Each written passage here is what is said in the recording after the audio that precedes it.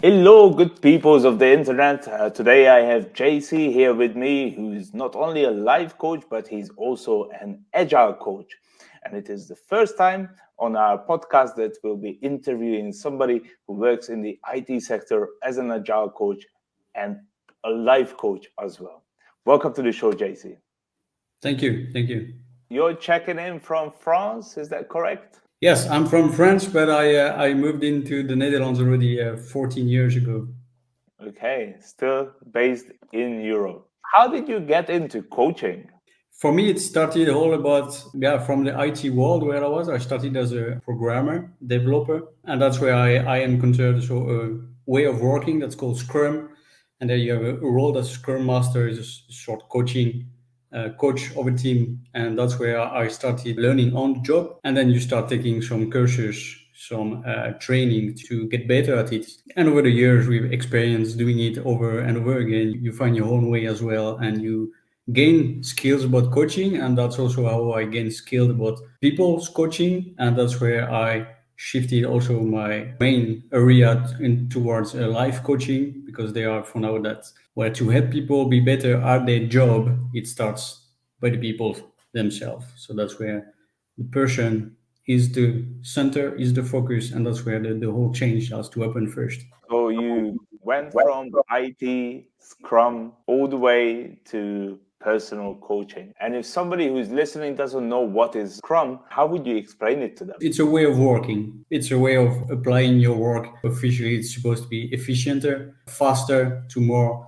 work towards the unknown. So how do you work in an unknown, very fast changing world without losing track of the benefits you can get from it and the value you can give to your clients? And is Agile and Scrum the same? It's the same area. Let's put it like this. There's a slightly difference in the sense that agile is what we call the mindset, is the way of thinking, and Scrum is more the way of doing to apply that mindset. That's really good insight. Thank you for sharing that. So this is usually used in the field of IT. Is there any other application area to this way of working, as you put it? Actually, yes, it started in the IT world, like you mentioned. And nowadays, you can find it pretty much everywhere. You find it in sales, in marketing, in human resources, but also in the industry. It's really coming back everywhere. And that's where the difference is important between Agile and Scrum in that sense is that Agile being a way of thinking, you can find it everywhere. Scrum does not apply at best everywhere because it's more a way of doing and it fits better in certain areas among IT. So Scrum is a way of project management. Yeah, you could describe it like this. The difference, the Scrum is way more organized around the value, so delivering of value, when a project is a whole big block of work. So you could do Scrum with project management, but it's not necessarily the only application. Right. It sounds really interesting. Coaching itself is understood in many different ways for different people. So when you talk about sports coaching, people understand it a certain way. When we go to, say, executive coaching and we look at ICF methodology, it's understood in a different way. And they like to claim that their way is the only way and nothing else can be called coaching. But now here we have Scrum. So in Scrum, do you provide input or is it also question based? It's both. You can describe a Scrum coach or a Scrum Master, as it's really called, as having different roles. And among them, you have mentoring. Now you're also teaching. You have coach, which is more question based, so to say. Mentoring is maybe more doing based, doing together. Right? Teaching is forming people, helping people, bringing new information. So you have different area, different roles in this way that you fulfill as a Scrum Master. So it's not just a coach. It sounds like a very complex role when you're a teacher, a coach, mentor, all in one. How do you experience it? From an outsider perspective, yes, it can look complex. When you are in it and with the experience, it's all a question of feeling what the people, what the team need at that time. And you base that on both maturity, when your team needs essentially more mentoring and teaching, when an already well presented performing team might need more of a coach. And this is is a lot based on feeling. So you can also use some tools and assessments to see about where is the team and what do they need. But at the end, the more you do it, the less you need those, because you can really feel it as a coach. Which role should I pick up and at which moment? That's what differentiates yourself from a starting coach. This is really interesting that you say it's based on feelings, because a lot of people are looking into AI coaches now, and a lot of coaches on the other side of this equation are worried that they might get replaced by AI eventually. And here you are telling us that Scrum Master is actually based on feeling for the team and how things are going. So do you think this could eventually be also replaced by AI? Only the future will tell us. Again, it's not only based on feeling, but feelings plays an important role, especially when you talk about empathy, what AI is not able to bring, not yet at least. That's a factor that's very essential in your role there as a scrum master, as a coach, what AI doesn't bring yet. So where I believe AI can replace some areas, can be really powerful in some areas, I believe so. The human factor, the feeling factor, the empathy factor is still missing, and will still take at least, I expect, a decade before it might arrive. And that's maybe what would help us at the moment to keep our jobs, or our jobs as they are at the moment. I'm on the same page with you here. I also believe that when you feed information into AI, it can only work with the information that you give it, but it cannot consider the higher purposes or the higher picture, and it just cannot tap into that. I think coaches often bring people to the next level because they open their mind up to different possibilities and to help them to zoom out, and of course the empathy. And exactly what you're mentioning, the out of the box thinking, that's something typically human, that AI is not able to do at the moment. Also, with the information it has, the out of the box AI way of doing would be based on information they have. But that fantasy that we are able to make is far from being present yet in AI. From this Scrum Mastery, how did you get into life coaching? Like, where did that come from? What I also said earlier, that when you step in the coaching stance of a Scrum Master, because you might have to coach some people that are part of a team but that are dysfunctioning or not working in a way that they could, or you see potential but it's not coming out, it requires from you that sometimes that you have to step in to pinpoint some behaviors or correct some behaviors, or teach more people one-on-one, because they have a different approach, a different way of seeing things. And by doing this, I came to take into consideration more and more that people, they're all different, but they're also all typical on one side. You cannot put people in a box, but you can still put them, so to say, in domain. And based on that, there's some ways that work better on some people than others. By doing that, in my job as a Scrum Mastery, I came into discovery. I can apply or give some tools to some certain people for them to better do their work or be better person as themselves. And if they are a better person, they certainly are more enjoyable, they might be more productive, they will be more less burnout or feel ill at home. That's why I came into discovery, and that's starting to talk more to me as, hey, this is what I really find interesting, and that's where I get the most energy from, seeing those people basically transform, and especially by themselves, because that's a lot of, like you say, coaching, it's a lot of question asking, but the right question, right? Question is always open question, is helping them find a way, give them the right tool, the right light to go through the tunnel, basically.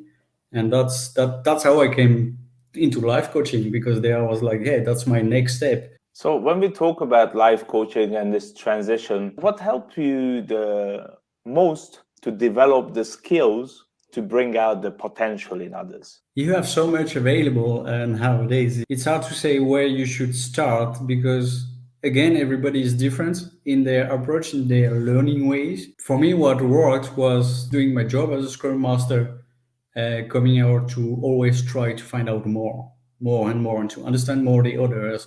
Why not I understand it, or him or her, and what can I do to understand them more? Asking them more, bring me more tools, and then based on that, you get more information, and you're like, okay, this I need to dig in more, for instance. To So that's how I came into a lot of first. Okay, I need to know how to ask the right questions. Now you go, you have all kind of courses, information, newsletter about powerful questions, for instance. Then you move on and you can ask the right question, and then you get new information, and then you're like, okay, how can I help that specific type of person, for instance, and why is it that they are specific? And then you go more into, okay, personality type, maybe that kind of stuff, and okay, what does that mean, and how is everybody different, and how can I approach them best, how can I offer them the solution or possible solution the best way possible that they are willing to try it out or to do it. And then I went that way. You mentioned the personality types. That's a very trending topic these days, right? Everybody's doing their personality types. You using the Myers-Briggs test as well, or do you have some other methodology there? I've known a lot. I used a lot also in the past when you talk about stuff like DISC and like Insightful, Discovery, MBTI, one of the latest. I also discovered lately Gallup, one that's more based not per se on personality type, more on strength. It's a training topic. I believe that it's not the answer to everything. You cannot put people in a box. So everything is to take with a nuance, but I believe that those personality type, they're really helpful in the sense on how do you approach people? How do you connect with them? How do you manage to understand them or to bring on your message to them that it lands the proper way? And how I apply it that it actually works, but never to label people. That's fantastic insight. Never to label people. I like that thought. But with that said, which one of the personality tests do you find the most useful or the most accurate? I focus mostly on the MBTI test because if I look into others, they are more, to my insight, and I think it's the wrong word, but more superficial. So like I said, they are more context based, and it's really hard to base your approach, your coaching or whatsoever on context. If it's only for your work in that specific team, in that specific area and specific company, it's going to work. But if you really want to bring a change, a powerful change, a positive change into people, you need to dig deeper. And I think there the MBTI test is way more powerful because that type you carry on all your life. So you're not going to change. So deep down, you're always the same type. And therefore, there you can work on to help people improve. It's interesting that you say that deep down you're always the same type. I have a friend and we were discussing the Myers-Briggs test the other day. And he told me that he's taken the test, and 5 years later, when he took it again, he got a different result. So he was questioning whether like the personality types change over time as we evolve and develop as people. It is an interesting thought exercise. We didn't come to a conclusion, but nevertheless, it was a question that remained in our heads after our discussion. What do you think about that? I believe, so it's funny that you say that because I also took the test 3 times. And for me, with more than 5 years difference every time, for me, always the same outcome. I see also for some people, they also take the test at different time and they also turn out to have different outcome. I believe there's always false positive, let's call it like that. There's always exceptions that doesn't fit in the rule. But it's also a big part of the people, of the population there, that when they answer the question, they are not being truthful to themselves. And therefore you get different results. Yeah, I think in self-reflection, sometimes it can be difficult for people even to be honest about themselves, to be fully honest to themselves. When people work with you as a life coach, what do they get out of it? Depends on where is their need to improve. My expertise lays out in the career, professional life, with extra on stress and time management.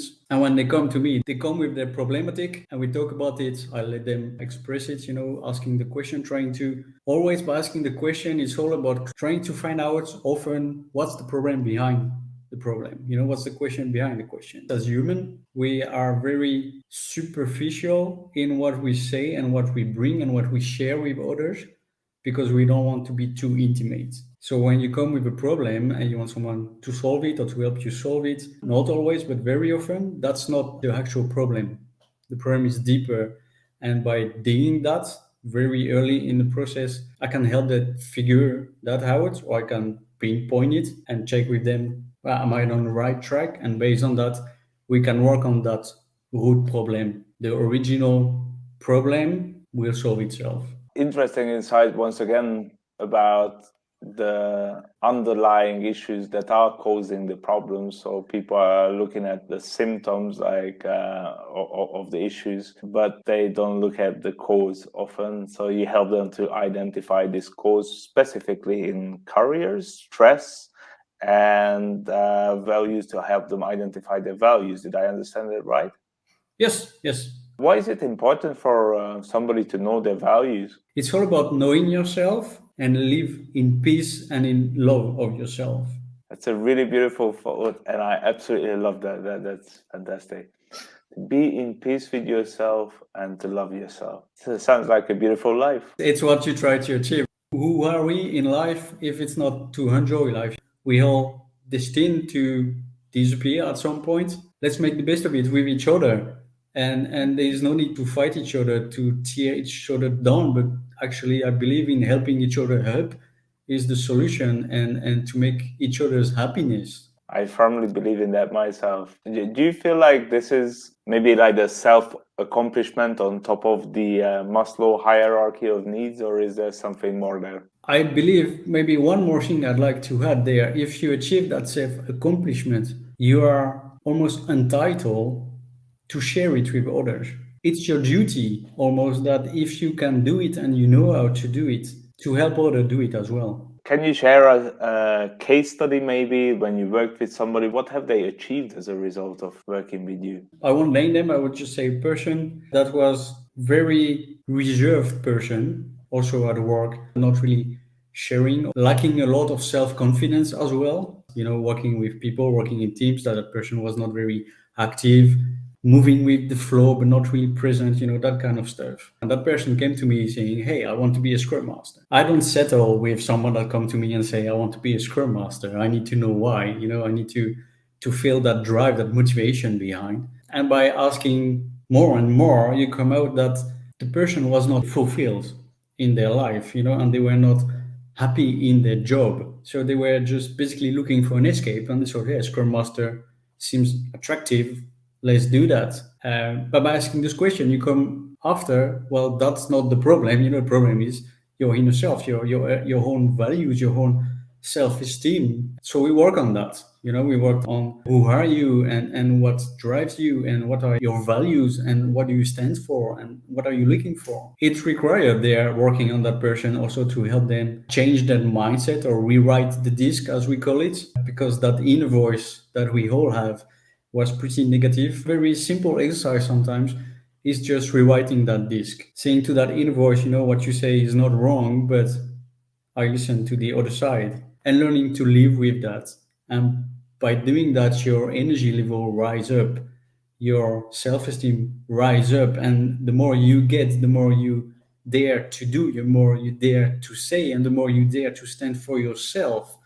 And there's the start of being yourself and going to chase what you really want. And from that point on, you basically have the tools to do it on your own. That person is able on itself because now they acquire the right mindset to motivate themselves, to keep them energized and to keep moving towards that positivity in life. That's mainly what happened with the people I coach and how they grow, you know. It's really beautiful, and it sounds very fulfilling when you see that kind of progress and development where people overcome their previous limitations and they improve their thought process and this negative self-talk, and it helps them to become bigger and better people and contribute more. And so what type of people do you typically work with? My focus is mainly in the professional life and time management and stress. That's my focus area.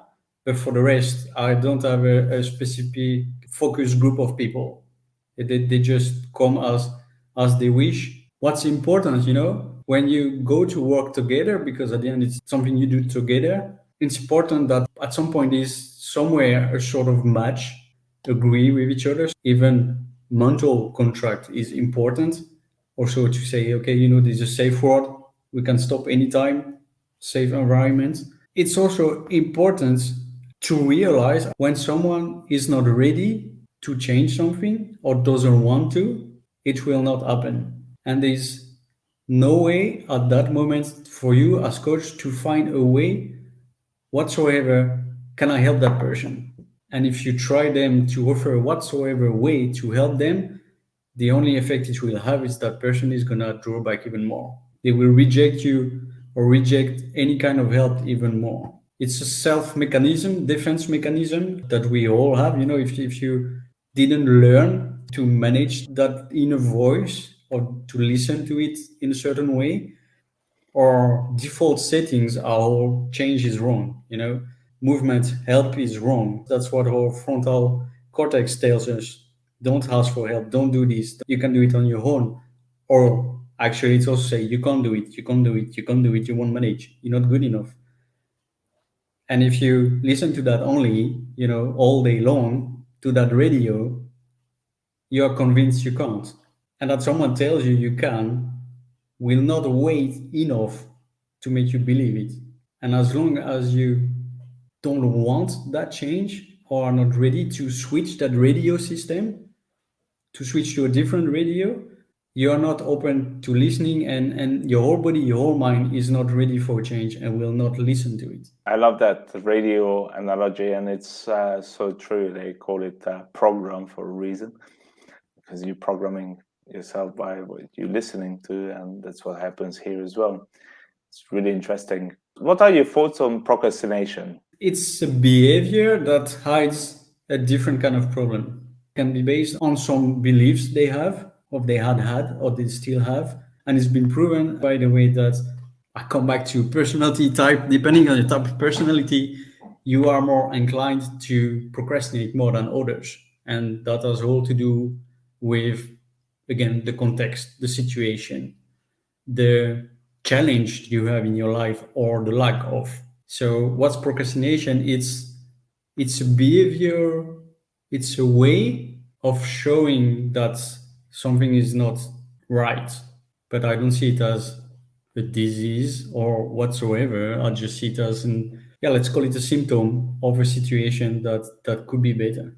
And could procrastination be a way of self-sabotaging, where people are not like, they want to get out of a situation, but they don't really? Do you think that can be one of the causes, maybe? Yeah, self-sabotaging, self-protection as well. It's a defense mechanism on one side to protect yourself from whatsoever potential repercussion. But again, a defense mechanism, a symptom that something should be better, that your life is not where it should be.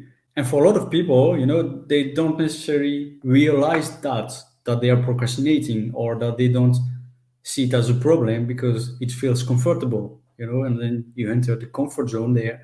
I always did that, and when I do that, I have no problem. So it's my comfort zone. And a lot of people live like this through life, which is fine. It's just a pity when you see the potential every people has in themselves to do that, when you can do so much better. There is no right or wrong. It is a sign that if you realize you have this, or if people are saying that of yourself, it's worth to investigate it, to maybe even write it down every time you procrastinate, to see how often do you do that. He writes himself the situation, if you can recall it, on when you did that. And if you find it that pattern to happen too often, of always in the same kind of situation, now it's a sign that you can change something, that you are not where you could be, at a better place at that point in time.